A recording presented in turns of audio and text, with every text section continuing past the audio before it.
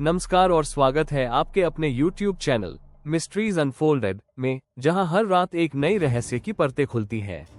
अगर आप भी रहस्यों, डर और अनसुलझी कहानियों में दिलचस्पी रखते हैं तो चैनल को लाइक, शेयर और सब्सक्राइब करना न भूलें। और हाँ, बेल आइकन दबाएं ताकि अगली बार जब अंधेरा कुछ कहे तो आप सुन सकें। आज की कहानी है एक ऐसे शख्स की जो एक मॉल में रात की ड्यूटी करता था। सब कुछ सामान्य लगता था जब तक कि उसने उस औरत को नहीं देखा। मेरा नाम राघव है, उम्र 32 साल, पेशे से एक नाइट मैनेजर और जगह थी सिटी मॉल, जो शहर के बाहरी इलाके में है। दिन के वक्त वहां रौनक होती थी, चमकते शोरूम, भागते लोग, बच्चों की हंसी और सेल्स की आवाजें।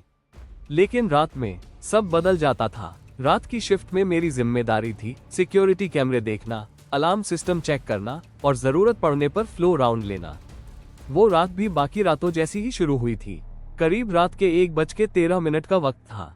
मैं सीसीटीवी फुटेज स्कैन कर रहा था कि अचानक सेकंड फ्लोर के कॉरिडोर नंबर 7 में हलचल दिखी। मैंने जूम किया। एक औरत चल रही थी, सफेद साड़ी में, बाल खुले हुए। उसने चेहरा नीचे किया हुआ था। मैंने इंटरकॉम उठाकर गार्ड से पूछा, विकास, सेकंड फ्लोर पर कोई स्टाफ गया है क्या? नहीं सर, उसने जवाब दिया, सब स्टाफ साइन आउट कर चुके हैं। मैंने दोबारा मॉनिटर देखा। औरत अब नहीं दिख रही थी। मैंने अपनी टॉर्च उठाई और खुद ऊपर जाने का फैसला किया। जैसे ही मैं सीढ़ियां चढ़कर सेकंड फ्लोर पहुंचा, वहां सन्नाटा पसरा हुआ था। हवा भी नहीं चल रही थी। मैंने अपनी टॉर्च ऑन की और कॉरिडोर नंबर 7 की तरफ बढ़ा। तभी मुझे एक सिसकी सुनाई दी। कौन है वहां? मेरी आवाज खुद कांप रही थी। कोई जवाब नहीं आया, लेकिन आगे दीवार पर एक साया नजर आया। मैंने टॉर्च की रोशनी बढ़ाई। वो वहीं खड़ी थी, वही औरत, सफेद साड़ी में। उसकी पीठ मेरी ओर थी। उसके लंबे बाल गीले से लग रहे थे, जैसे अभी अभी बारिश में भीग कर आए हो। मैडम, आप यहाँ क्या कर रही हैं? मैंने कहा। धीरे धीरे उसने मुड़ना शुरू किया।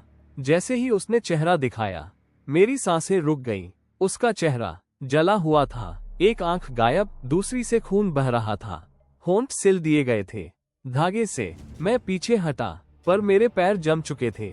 बचा लो, उसकी आवाज मेरे कानों में पड़ी, जैसे सैकड़ों गले हुए गले एक साथ बोले हों।